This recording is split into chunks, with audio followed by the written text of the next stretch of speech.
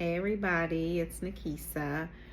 So today I'm just gonna make a video and chat with you all for a little while I do some coloring because I have committed to myself that I'm gonna try to do a few minutes a day of coloring because it's something that I enjoy and it's a good way for me to kind of transition from my work day to the evening.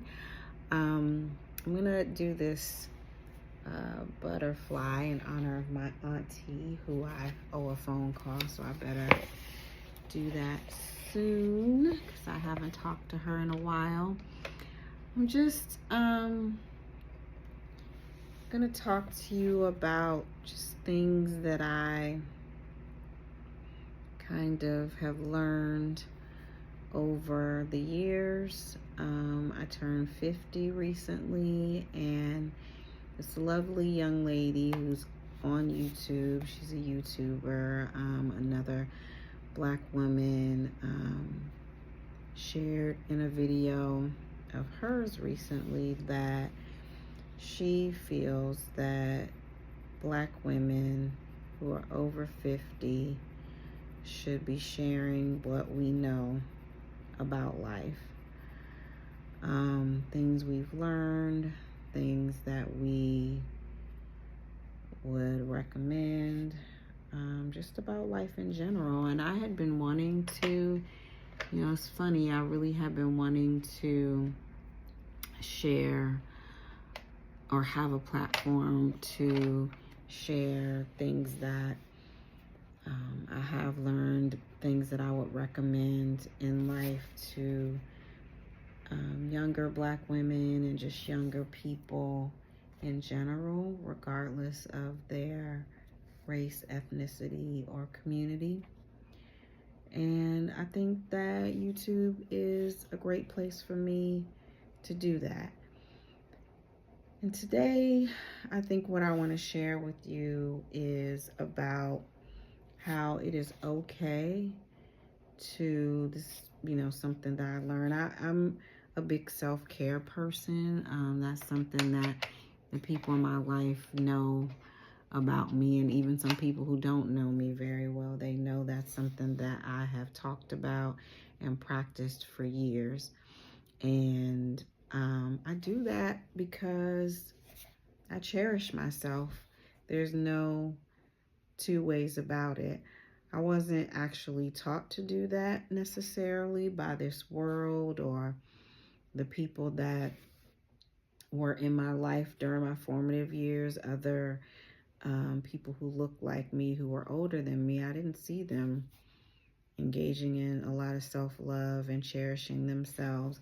I'm not saying that they were abusive to themselves or anything like that, but they definitely did not take a lot of breaks, do what we now talk about as self-care.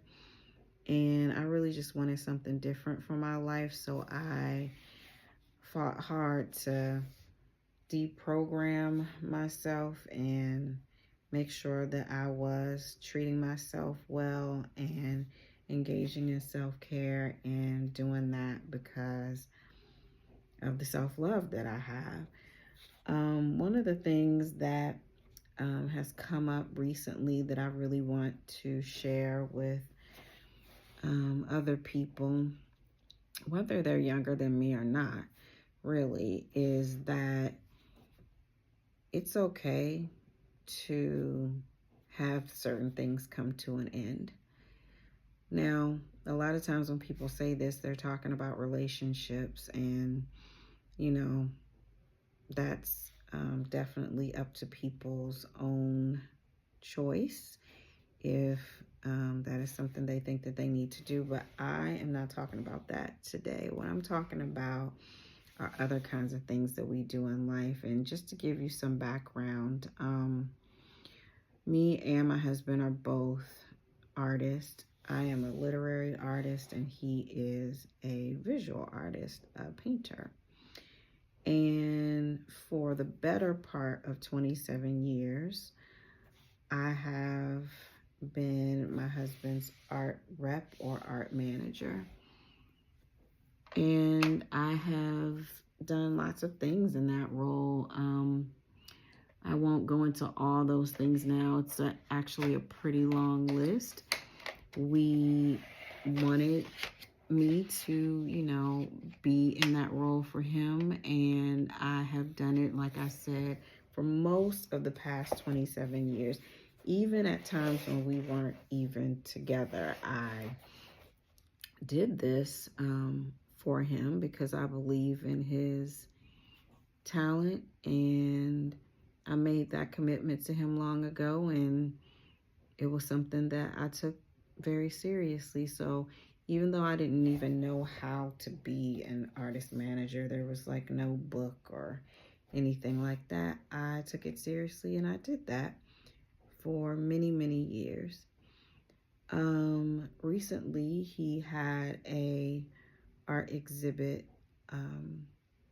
hung, and it took us about 5 years because COVID kind of derailed things for a little bit to get this show done, this collection done.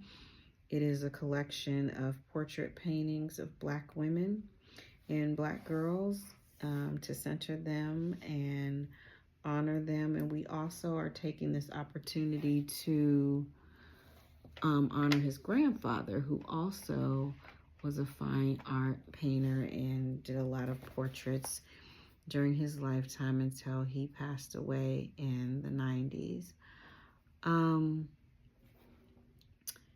And I have been telling people that though this is a role that I really wanted to do for my husband, and I was, good at it and was able to get him a lot of opportunities and, have us collaborate and all of that.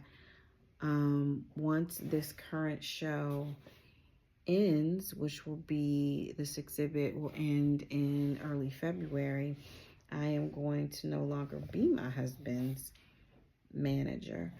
And people had some very interesting responses to that.